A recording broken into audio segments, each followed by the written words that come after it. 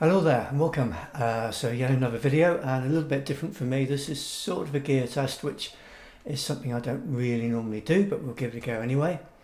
If you want to cut to the chase, there should be some chapters at the bottom of the screen that will let you cut through to guitar, mandolin or banjo if you don't want to listen to me. So very quickly why I'm doing this and how I'm doing it, and then we'll get on to the tests. So a client of mine mentioned that he was using the BrianFay Wireless system with one of my mandolins, and I said, oh, that's interesting, let me know how you get on.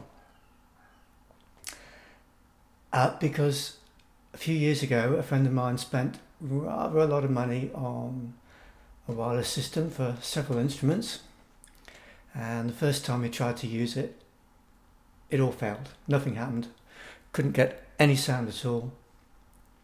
And he had to unplug all the wireless gear and replace it with cables, and it was all a bit sad and embarrassing. So I've stayed away from them, especially for mission critical stuff. And I mentioned this to my customer, and very kindly he sent me through the post a BrianFay system. They're not expensive, they're 25 quid on Amazon. And they are, each unit is about the size of, I guess, a marker pen. This is a transmitter that goes in the instrument. And I'll talk some more about these at the end when I do the conclusions, but let's get on to the tests, and let me describe how I tested things first. So each instrument goes directly into my trusty Focusrite, and the input was set to line level, so there's no preamp, and it's designed then to hopefully simulate plugging straight into a mixing desk. And we've got 3 instruments to test. We have a guitar, a Martin guitar with an LR Baggs I-beam active pickup system, and you would expect that to work, so we'll cover that first. Then there's one of my mandolins with a K&K twin spot. It's a completely passive piezoelectric system. It produces a very strong spiky output, which is quite hard for preamps and things to handle, so we'll see how that goes with the BrianFay. And then there is a banjo, which has a magnetic pickup which is situated beneath the skin, and so it's quite a weak input, but because it's a magnetic system it should work with the BrianFay. So that's the plan. Without further ado, let's get on to the first instrument. Okay, so the first instrument I tested was this Martin DRS-1 Dreadnought. It has an LR Baggs I-beam attached to the bridge plate. It's an active system, and it's quite a hot pickup as well. It produces quite a strong output. There's no tone control, but there's a volume. Volume was turned full up. And because I just expected this to work basically, there are 2 tests, wired and wireless, and you can hear the difference between the 2, if there is one.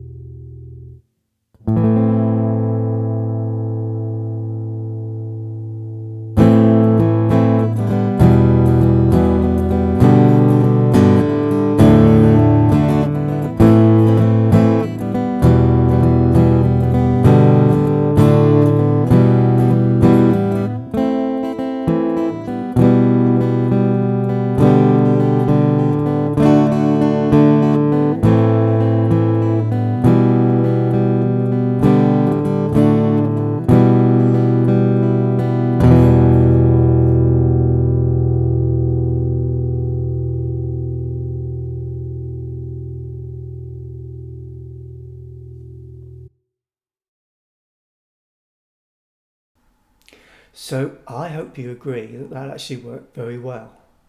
I had the volume on the guitar up too high, the signal was a bit hot for both line out and the wireless. But apart from that, I wouldn't have any qualms using this system with an active pickup like this. So let's move on to the mandolin. So this is my acoustic mandolin. It's one of the first instruments I built actually. It has a K&K twin spot underneath the top below the bridge feet. There is a volume control, but it's passive. That was turned up full. And I tested this in a whole variety of configurations, with and without a preamp. And you'll see the configuration and how it sounds and what I think of it on the screen.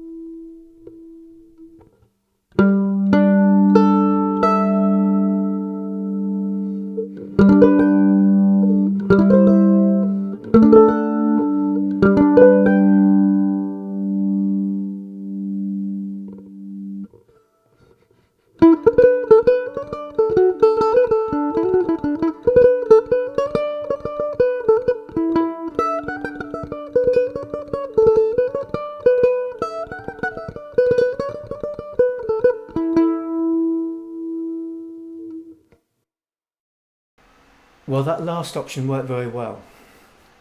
The annoying one was the BrianFay plugged directly into the instrument.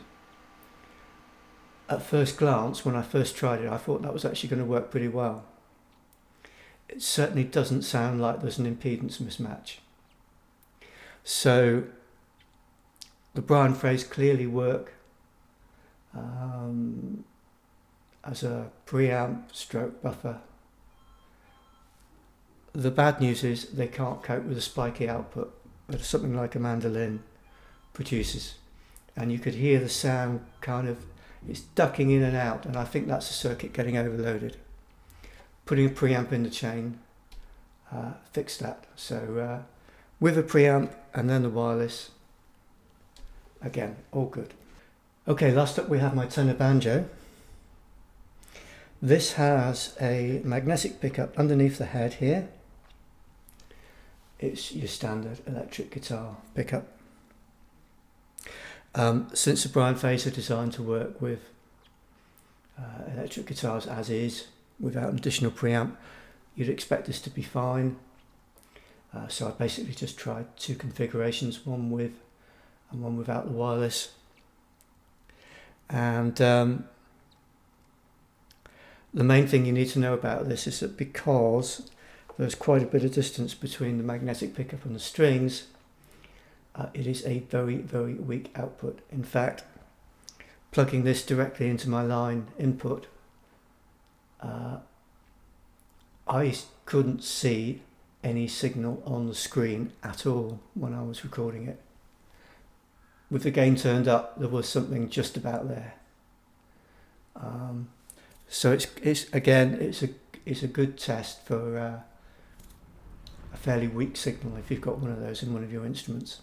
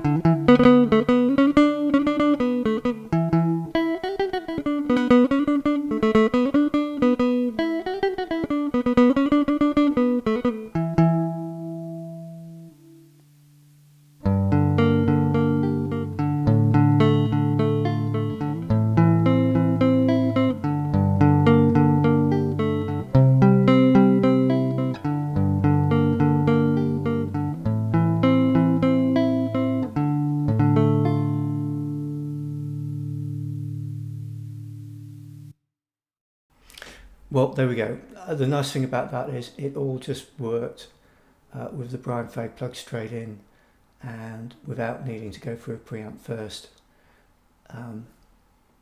Obviously, if you're using the wired connection, then the preamp gives a much stronger signal, and your sound guy would definitely appreciate that. So all in all, I'm extremely pleased with those tests. I haven't had a chance to try these in anger out in public yet, but I certainly will.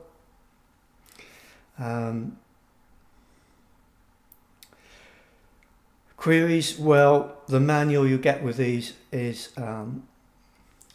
it's in Chinglish. It's not very good, but in fact I might as well show you how they work. There's one button, hold and press, lights come on, and it shows you which channel you're on, channel 1 in this case. If I press it once, it gives you a battery test, full charge. If I double click, you've got to double click fairly quickly, it starts flashing, and now I can change the channel. Double click again and it's fixed.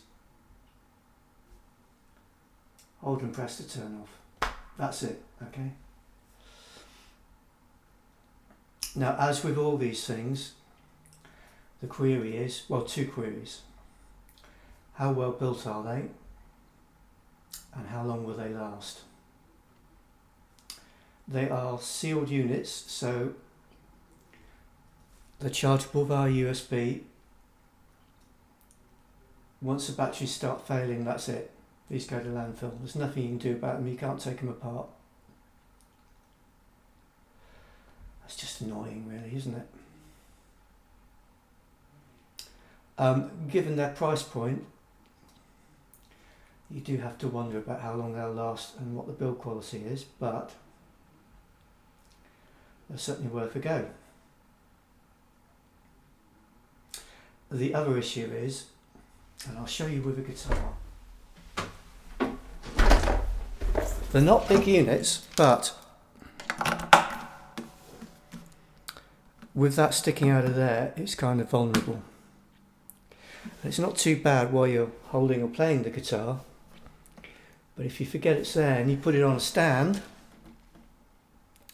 you're going to break something. So what most people suggest is you get a short extension lead, male into there, a female with a crocodile clip clipped onto your belt, and then this goes in here onto the clip on your belt, and that just stops you breaking stuff. Obviously, if you're going through a preamp on your belt first, then this is not a problem. Now, one other point about reliability. These are brand new. They all function fine. They're great. The only failure I had in testing, ironically, was I pulled a lead out of my case, and it had been all coiled away, stored properly, and good old conventional lead, dead as a doornail, didn't work. Something's broken inside. So there we go. Even the good old tried and tested technology can fail from time to time.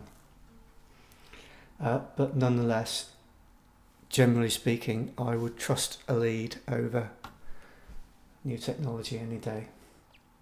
But nonetheless, I will give them a go in public and we'll see how they go. And no doubt I will report back, probably on the Mandolin Cafe. Alright, cheers now. Thanks for watching. Goodbye.